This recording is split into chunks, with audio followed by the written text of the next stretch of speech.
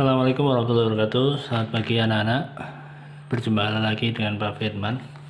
Oke, hari ini Pak Firman akan membahas tentang bab baru, ya, tentang medan magnet atau medan magnetik. Ini bab ketiga di semester 1 pada kelas 12 Fisika SMA. Oke, apa itu medan magnet? Nah, sebelum kita belajar, kita flashback lagi. Kemarin kan kita habis belajar listrik ya. Listrik, komponen listrik itu terdiri dari namanya muatan listrik. Muatan listrik itu pasti ada dua ya, muatan negatif dan muatan positif. Dan muatan negatif sama positif itu bisa bersendiri-sendiri, artinya muatan positif itu ada ya, bisa sendiri ada tanpa harus ada muatan negatif. Muatan negatif juga seperti itu, bisa ada atau sendiri tanpa adanya muatan positif. Itu namanya monopol ya.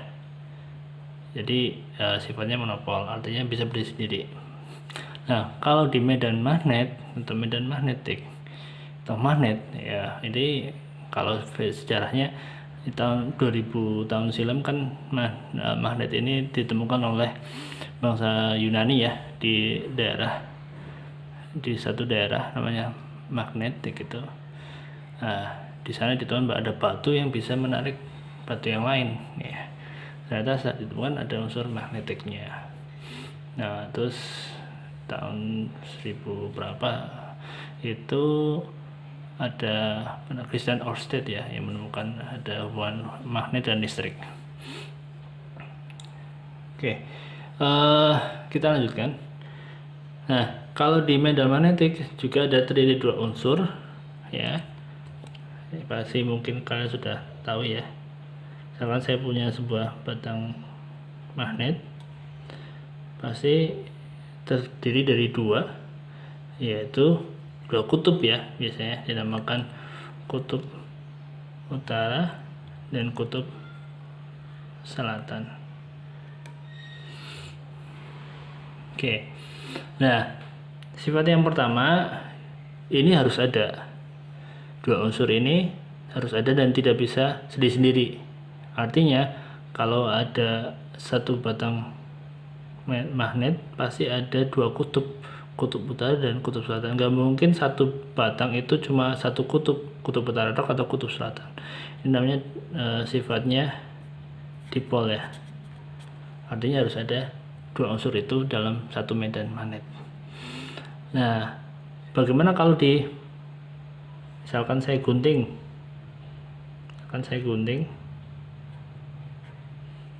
anggap aja gambar gunting ya, dipotong ya juga seperti itu, nanti terdiri dari dua unsur ya, dipotong dari dua unsur juga, kutub utara selatan, dipotong jadi dua juga seperti itu, kutub utara selatan ya. Nah, misalkan dipotong lagi, kutub utara selatan, ini selatan utara. Nah, kalau terjadi dua buah batang magnet yang didekatkan, apa yang terjadi kalau ujungnya itu berlawanan, di sini selatan ini utara, ini akan terjadi tarik menarik. Kalau sama selatan-selatan atau utara-utara, berarti akan tolak menolak. Oke, nah ini ada sifat yang udah harus kalian pahami ya, yaitu dipol dan bisa tarik menarik atau tolak menolak. Terus kalau arahnya sendiri gimana, arah gayanya? Kalau di di listrik kan kalau positif itu arah gayanya keluar ya.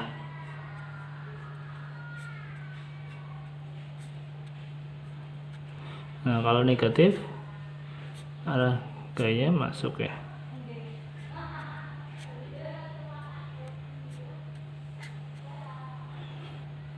Oke. Nah, kalau di medan magnet bagaimana? Medan magnetik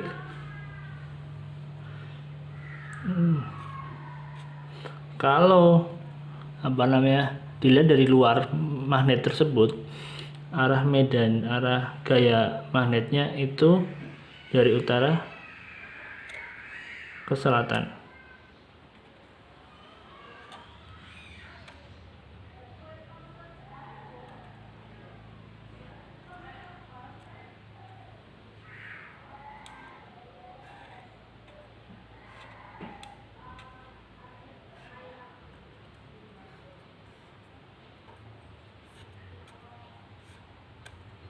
Nah, jadi arahnya seperti ini.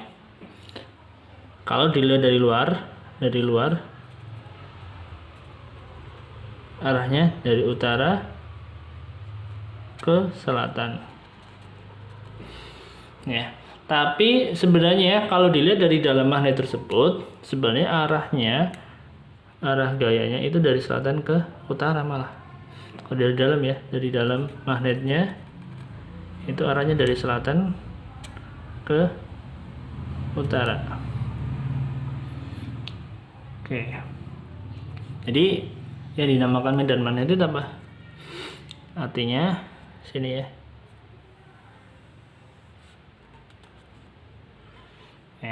Yaitu sekitar area yang masih terkena oleh gaya magnetik. Oke, itu awal kita ya, pengertian dari medan magnetik. Oke, kita lanjut setelah ini. Berikutnya medan magnet pada kawat berarus listrik